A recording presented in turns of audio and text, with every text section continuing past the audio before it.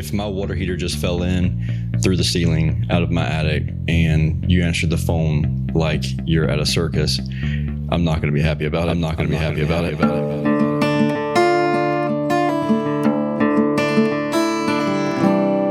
Hello, you're listening to the Service Business Mastery Podcast with Tersh Blissett. This podcast is the podcast for anyone who's in the service industry, whether it be an owner, a manager, or somebody who works in the industry and has always considered going out into business for themselves.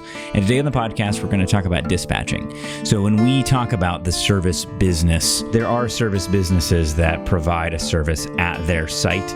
And in general, when we're talking about service businesses, we're talking about distributed teams, companies that send their people out into the world to do things, whether it be construction services, whether it be, we mentioned locksmiths or mobile mechanics or mobile detailers, anybody who's going out into the world to do things. And when you do that, you need a dispatcher. I'm your guest host, Brian Orr, and we are going to explore dispatching.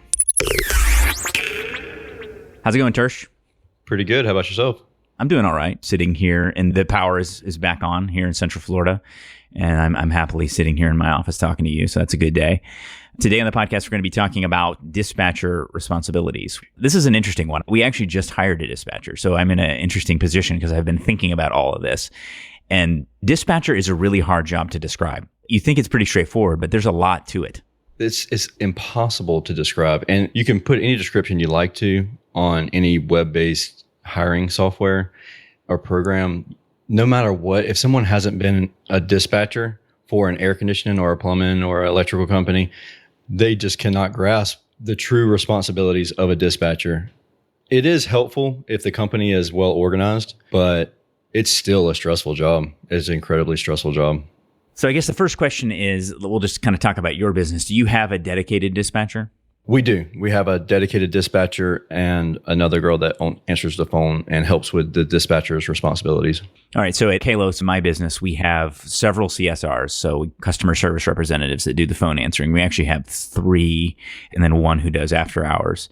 And I think it's actually going to be 4 here soon. And then we also have a dedicated dispatcher. You just have one dispatcher that dispatches all the service techs? Yeah, so the dispatcher doesn't answer any phones. The dispatcher does some outbound calls to the customer, but they don't answer any of the phones. And the CSRs answer the phone. So let's talk about that first, because that's one of the common things that companies debate is, should a dispatcher answer the phones? And if they don't, then what are they doing? What are they spending all their time on? Exactly. If your dispatcher doesn't answer the phones, your dispatcher's role almost moves towards a service manager's role. In my opinion, that's what I've seen in the past, is if they have the time that's freed up from not answering the phone, then they have more time helping to manage the service techs, which basically is a service manager. A lot of the times I find that having a CSR is very helpful. Hiring whoever is going to answer the phone is very helpful, but it's not practical when you first start out. Most of the times when you first start out at a company, whoever the owner is going to be answering the phone. So basically you're the dispatcher and you're the owner and you're the service tech and you're everything. So this does fall in your role. You need to perk your ears up if you're a one-man show, if you're a two-man show. I mean, heck, you could be a 10-man show and you're still the guy answering the phones. So really a lot of the things that we're going to discuss today are not things you would think about unless someone's actually said, hey, look, you need to listen to this. You need to do this. You need to make sure you're doing this when you answer the phone. These things don't make sense to you. Like, nobody comes out and says, hey, when you answer the phone, you need to do X, Y, and Z.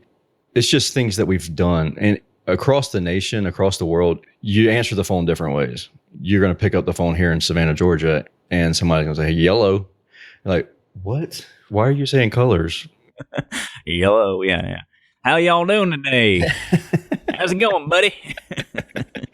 Not everyone, but I do feel like in our area, that's the common response. But if you're the owner of the company, you're setting up a precedent. Even if you're out in the field and you're answering your cell phone as the dispatcher, if it's a new customer and you're trying to give them the impression that you're not a one-man show, and if you want everybody to know that, hey, look, I'm just a one-man show, I don't want it to be any bigger than this, by all means, answer it. Hey, this is Joe. Or hello. That's kind of the one that I get a lot whenever I talk to guys that are just one-man shows and don't want to grow. They just say hello. And it's like, what? I don't know if I dialed the right number. You're giving all kinds of mixed signals whenever you answer the phone that way. So that's the first message, I think, is that if you are answering the phone, no matter who you are, it doesn't matter if you're answering the phone at a parts counter, it doesn't matter if you're answering it as a service manager, as an owner, or as the spouse of the owner, you have to identify yourself or the company or both when you do that. And I found that it's actually nice to do both, if at all possible. So you're saying, hi, this is Kalo Service, or hello, Kalo Services. This is Brian speaking. How can I help? Something like that. So that way you don't have the person on the other end wondering who they're talking to. Exactly. And another thing I'll add to that is saying good morning, good afternoon. I know that that's a common courtesy here that's really normal. Some places, other parts of the country, it's not as normal to hear that. That's a great intro. Good morning, good afternoon, because whenever somebody answers the phone, a lot of times they're not fully listening, or it may not be a great connection right to start off with. So if you started off with, this is Tersh, then somebody might say, what? I didn't hear any of that. So if you started out and you said, good morning or good afternoon, thank you for calling TriStar Heating, Air, and Plumbing. My name is Tersh. How may I help you? Then the customer, by the time you've gotten to TriStar Heating, Air, and Plumbing, they know that they've called TriStar Heating, Air, and Plumbing. They don't think that they've called Joe Schmo's Plumbing down the street. They know they've called TriStar Heating, Air, and Plumbing. They know that your name is Tersh, and then they know that, how may I help you?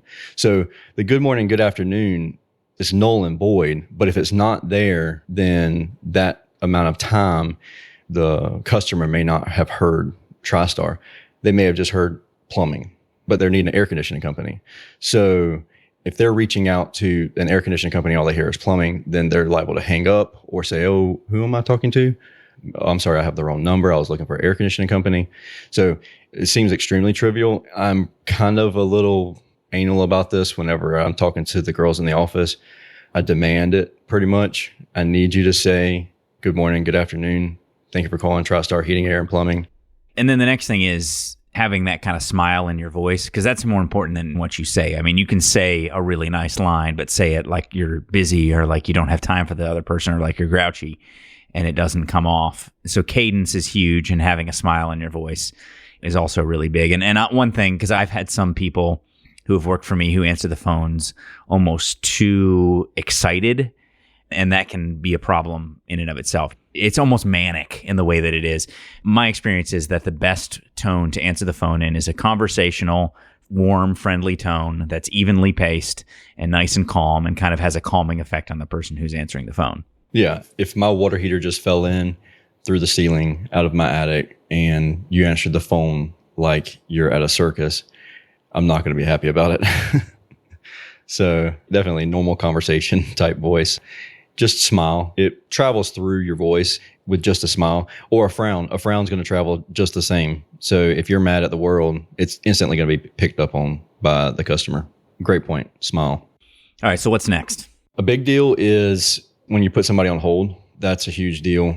If you're not the person to answer their question and you put somebody on hold to find out the answer, make sure you use the hold button. Don't just set the phone down. Whenever a customer calls and you set the phone down and then somebody from across the office yells, isn't that Joe Schmo? He ain't paid in 6 months. Why are we going out there? That's the bleepity bleeper who bleepity bleeped. Yeah, I get it. Yeah. So make sure the person goes on hold. No company, nobody that we would be talking to would ever say anything bad about their customer. But just a little heads up, make sure the person goes on hold for whoever.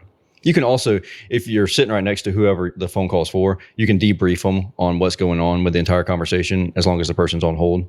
But don't leave them on hold for very long, for a minute and a half, without coming back to them and say, hey, I haven't forgotten about you. We're doing X, Y, and Z.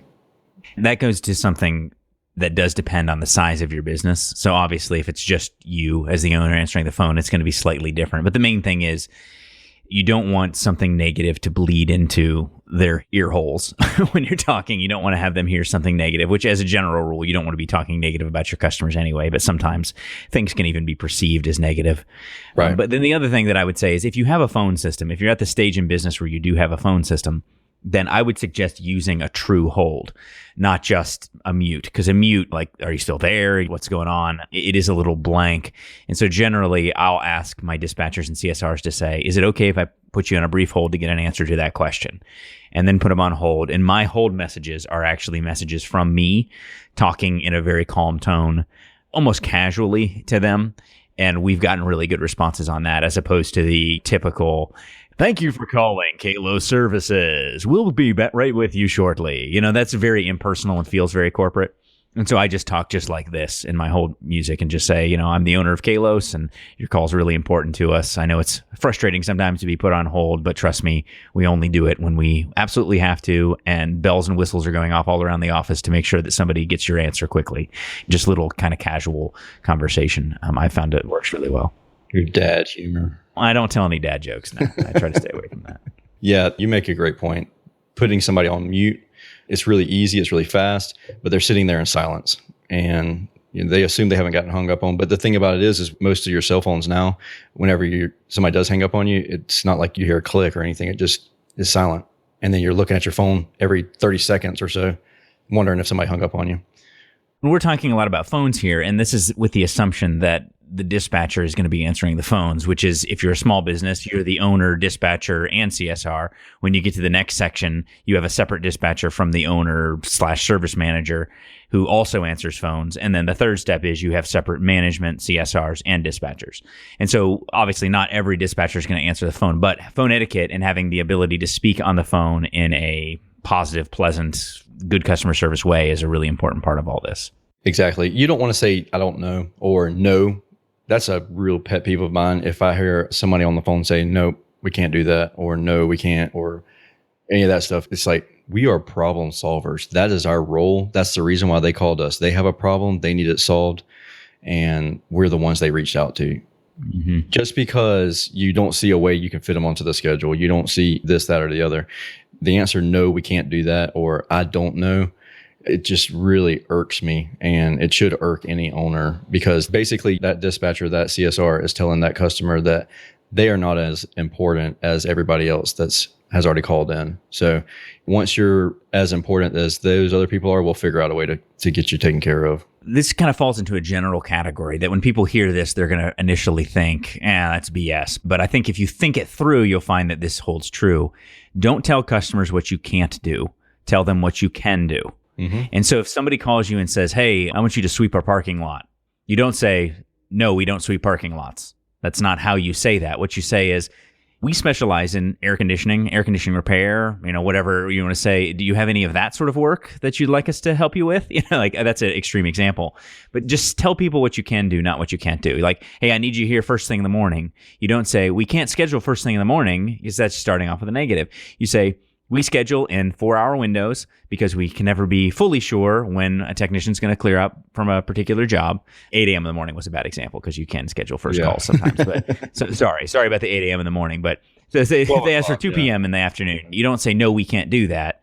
Instead, explain what you can do. Because as soon as you say no or I don't know, a customer is going to respond to that with a negative emotion. Yep. The time period, that's something we'll talk about in a few minutes. And it's really nice if you have a sister company that might just happen to do lawn care, and they can blow the sidewalk off. Yeah, that's even better to say, we do air conditioning and refrigeration repair. We do have somebody who we know who we could refer you to who does that sort of work. Would you like their number, or would you like us to have them call you? That would be even better. That goes straight into your networking. If you can network with other businesses, they can do the exact same thing for you. So we're not going to get off topic on that. All right, so what's next? Now we're actually going to get away from phones and then talking about dispatching itself. And so let's talk generally about what dispatching is, what makes it different than the other tasks, and what some of the core skills are there. Yeah, so dispatching is just that. You're dispatching the service techs, you're dispatching the installers. You may have a dispatcher for installers if your install manager doesn't take care of your install team. So your dispatcher is going to let the service techs know where they're going. They're going to update the service techs. If anything changes, the service techs are going to update the dispatcher. So basically, if the dispatcher answers the phone, also they are your mediator between the customer and the service technician for the most part. Whenever your dispatcher is dispatching the guys, you definitely want to make sure as a dispatcher, you're dispatching in zones. If you only have one service tech, basically your entire service area is your zone. So that's pretty much a no-brainer. But if you have two guys, you want to have them stay on their own side of town. I understand that some guys are going to have specialties and they're going to be better. Maybe if you have a XV product, if you have an inverter system that one service tech is just really good at servicing, but that unit is outside of their zone, they're in the other person's zone. This is a time for them to learn. We want to make money, but we also want to have the best service techs possible. So keep your service techs in their own zone. That's going to get real hairy whenever you get two service techs right next to each other. And it's like, well, can they just dart over into this other zone? Take it with a grain of salt. But yeah, you want to keep them in their own areas as much as possible. At my previous employer, we called them pools. And so they would actually even organize calls in a pool, and you would very rarely have a technician cross pools. You would be in the Leesburg pool or the Davenport pool or the Claremont pool in our area. Those are all geographic areas. And when you were in that pool, you tended to stay in that pool. And the only time you would leave it is if you ran out of calls that you could do. And I think you're right in that technicians tend to want to kind of do what they know, what they're comfortable with. And a lot of times companies will kind of play into that where they want to send a senior technician to every difficult service call. But what you want to set up is a system in which you have every zone covered with people who are at least skilled enough that they can do the bulk of things. And if there's something that maybe is a little outside of their comfort zone, you still send them and you provide them with some support, someone who they can talk to. And if need be, you can send somebody, but it kind of helps them develop those skills. That's certainly the most efficient way to dispatch. With Train, you have to be certified to work on the inverter technology. So if you happen to have a junior technician who hasn't been certified through Train to work on the inverters, the XV18s and 20s, and you send a guy, you can't send him out to work on an XV18 or XV20. You have to send someone out here who's certified. Those things will kill you. That's one time whenever you're like, okay, we're going to cross this line. Another interesting thing is when you talk about zoning, because a big part of zoning is scheduling within a zone. So you have to think about where is this geographically, and then how are we going to schedule a range in that for this job, and which is really where the crossover between CSR and dispatcher becomes really important. And so talk about that a little bit, because like in my company, we have separate CSRs and dispatchers. And so the CSRs have to know what to tell the customer as far as a time range or how to schedule. And the way we have that set up is the dispatcher is responsible to constantly be updating the CSRs. We use group chat for that because we have several people. What do you see as being the process for different types of businesses? That's part of technology that's really helped us out with technology. The fact that you are able to use group chat is wonderful. We have everyone in the same office, which is not a huge office, but we only have two girls in there. So they are right over each other's shoulders. They can hear each other. Dispatcher also answers the phone a lot. So she knows it's easy. But whenever you get into a situation like what you're in, they need to have some sort of chat capability so that they know that the communication is key. And the fact that if the CSR, they understand not to promise exact times, that's a key. That is a huge issue with people who have never done it. That's the biggest red flag that I get from anybody. They're like, well, I cannot tell somebody they have to sit at their house for 4 hours and wait on me to get there. Well, the last time that you had your cable hooked up, what happened? They weren't even nice about it. They were rude about it. I guarantee it. You're told 4-hour windows. Heck, some cable companies, they're 8-hour window. You have to just be there all day and they're not going to give you any kind of warning. My response to anybody that has an objection to the 4-hour window is if you need a lead time, let us know. We'll call. Our technicians will call when they're on their way. If you need 45 minutes to get home from work, 45 minutes prior to us getting to your house, we will give you a phone call. If for some reason there's a miscommunication, the service tech doesn't make that phone call, we'll sit at your house for 45 minutes and wait, because that's our promise to you, that because we're giving you a 4-hour window, we will also give you a lead time so that you're not sitting there for 4 hours waiting on us to get there.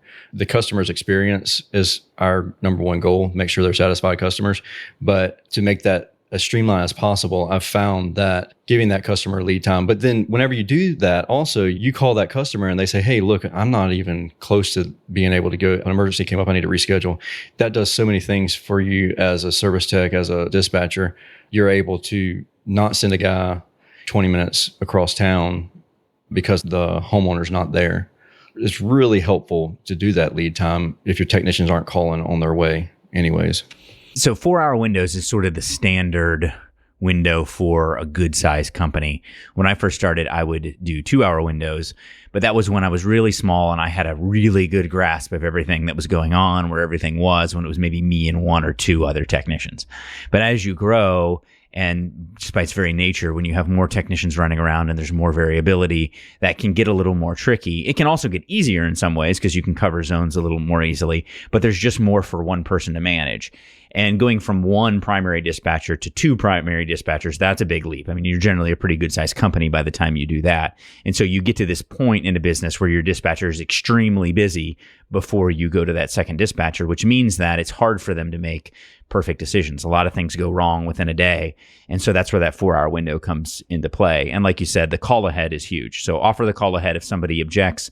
If you're a small company and you can go down to as low as a 2-hour window, bravo. But it's always better to keep your promise. Even if they're a little cranky on the front end because the window's so wide, it's better to do that than to miss a window. In our company, missing a window is like absolute red lights flashing, everybody freaking out in the office. I cannot stand missing windows because that's a promise that you make to somebody. Yeah, overpromise and under-delivering, that is the quickest way to lose a customer. That's the quickest way to get a bad rap in a town. Our town's a real small town. I mean, Savannah's a pretty popular town, but it's a tight-knit community, and it wouldn't take very long for your word to spread if that's the case, if you did a lot of that. The only other thing, if someone has to have an exact time, there's no ifs, ands, or buts about it. I have to have an exact time. 7 o'clock in the morning, that's our only exact time, or 8 o'clock in the morning, whenever your guys start in the morning. And then they say, okay, perfect, I'll be available tomorrow at 7 a.m. Well, unfortunately, it's 3 days from now, 7 a.m., because the last 2 callers wanted the exact same thing. You want to stay away from that, but I don't find that objection a whole lot as long as we give them a proper lead time. That's the biggest thing, is giving the lead time to the homeowner or the tenant or whoever that is that you need to take care of their things. And you will run into circumstances where people are, like we had somebody just the other day who we actually have a way that you can request service calls via chat right on our website. So if you go on our website, you can actually chat with a CSR right there. And so I get to read all of those. And so we had somebody who said, can you schedule a service call for this Saturday? I think it was a maintenance that he wanted. And we said, weekends open for service calls that come up that require repairs, but we'd be happy to do it any other time that works for you. And he was just like, well, if you're not going to work with me and my schedule, I'm a hardworking person. So there are going to be circumstances in which you just can't accommodate. I mean, there's some people who have requested that we do installs on a Sunday, for example. We don't do installs on a Sunday unless there's some crazy extenuating circumstance where that's the only possible time. But in many cases, it's just the customer doesn't want to take the time off. And so you're not going to please everybody. But again, just being positive, telling people what you can do is generally going to be the best circumstance. Not only that, not every person that has money is your customer. And there are a lot of people who don't have money and are still going to call you. So that's a whole nother subject. So zones are important, and scheduling and windows are important. And those are kind of the 2 primary jobs. The dispatcher dispatches, which is true. That's just literally selecting the best job to send to the technician.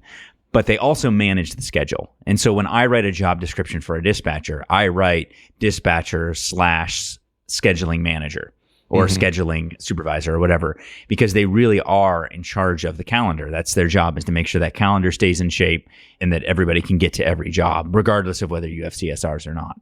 At the end of the day, another job or another responsibility of a dispatcher is to follow up with a technician after they finished each service call, or at the end of the day, they need to follow up with the technician to make sure there's nothing left hanging out there.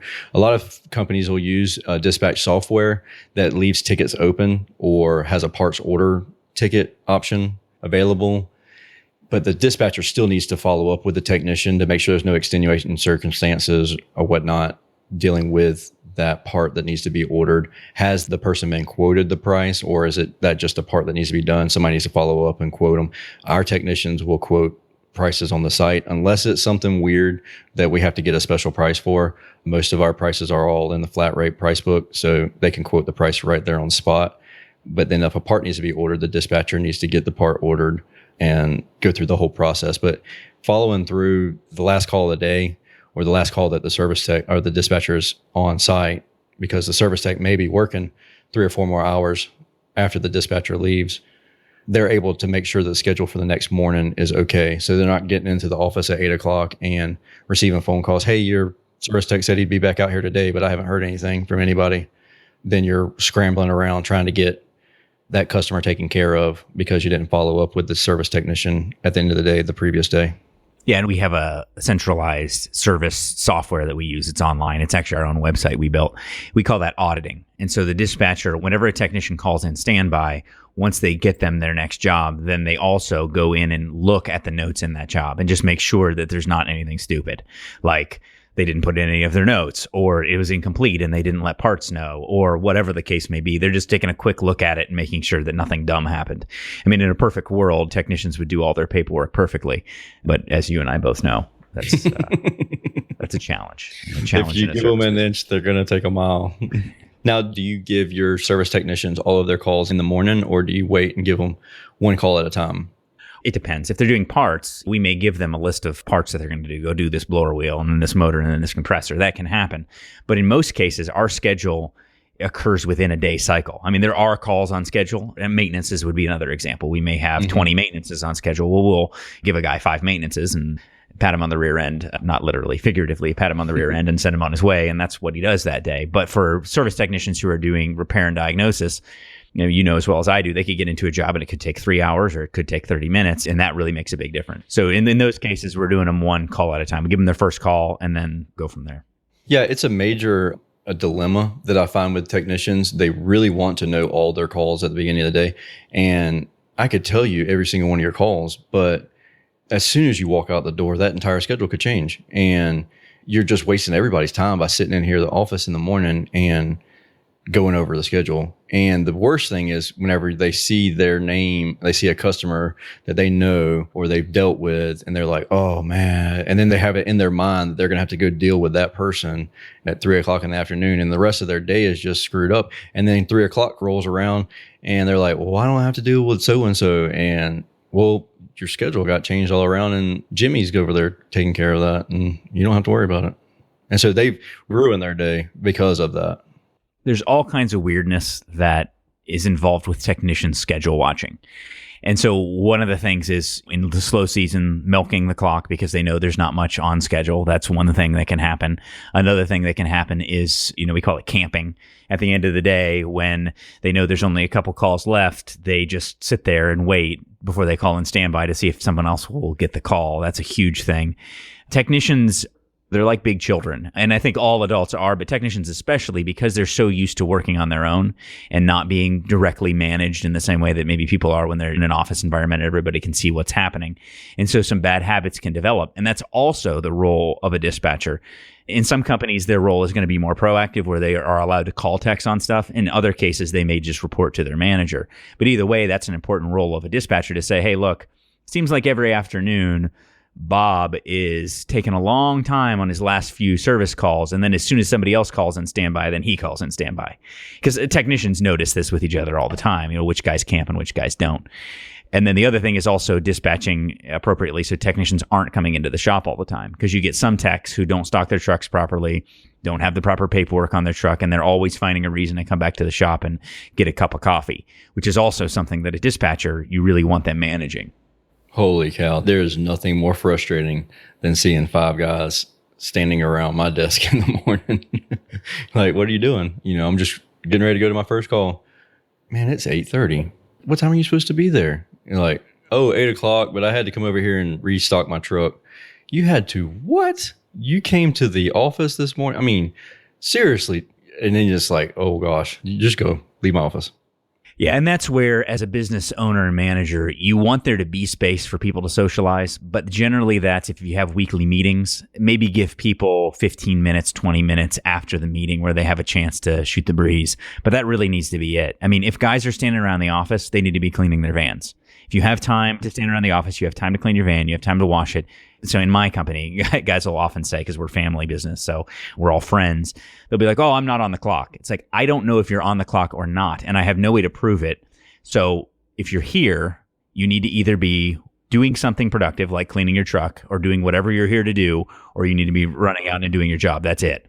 And then maybe have that one little dedicated time per week where guys have 15 minutes to a half an hour where they can drink a cup of coffee or whatever. Come in early, come in before your start time if you want to do that. But as soon as the work day starts, you need to be rolling one thing or another, doing the job or cleaning your truck or whatever. Our guys get paid flat rate. their performance-based paid, their payroll is. So their justification is, well, I'm not billing out, so I'm not making any money. Well, you're exactly right. You're not billing out, so I'm not making money. It's a two-way street. I'm pretty lenient on things. I'm hard-nosed about numbers. I understand the socialization and the camaraderie. But if I've told a customer that we would be there at 8 o'clock and we're not there at 8 o'clock, it better be because there was a pile up on the interstate on the way to your service call. Not that you're hoping for that, of course. No, absolutely not. All right. Well, I think that wraps it up. So dispatchers' primary responsibilities, if you're going to answer the phone, answer them professionally, do it the same way every time. Actually, dispatching technicians thinking in terms of zones and time ranges, windows of times, as opposed to exact times. Manage the technicians, pay attention to all of those details and make sure that they're doing what they're supposed to do and reporting it to their managers or whatever if they're not. And then in general, just managing the schedule. We didn't talk about time off and sick time and all that. Those are all things that a dispatcher needs to be juggling and then reporting back to manager if there's a challenge or something that needs to be filled in. So I think that pretty much sums it up. Is there anything else that you want to add? Owners, make sure that you don't undervalue the job. Whenever you're hiring someone for the job, don't assume that they're just a secretary to answer the phone. That is an extremely stressful job. Don't take advantage of it. That is for sure. All right. Well, thank you, Tersh. Once again, this is the Service Business Mastery podcast, which is a member of the Blue Collar Roots Network. You can find all the podcasts on Blue Collar Roots by going to bluecollarroots.com. You can listen to this podcast there. But in general, I'm going to suggest that you download this podcast on an app. So if you have an Android phone, you can get that on the Google Play Store, or if you want to download the Stitcher app, that's another great way to get it. And you can find it just by searching Service Business Mastery. If you're on a Apple device, then I suggest that you go to the podcast app right there on your phone, search Service Business Mastery. You can subscribe there. And we also have all those links at bluecollarroots.com. And then also join the Facebook group and the Facebook page. Give a like to the Facebook page for Service Business Mastery, which you can find by just going to facebook.com/Service Business Mastery. Great. Thank you, Brian, for coming on and help guide the podcast in our infant days. Hey, no problem at all. I'm here as a guest on your podcast, Tersh, who happens to make sure that all of the details get into the end of the podcast. So. All right. Thanks, man. We'll see you next time. Okay. Thanks. Bye.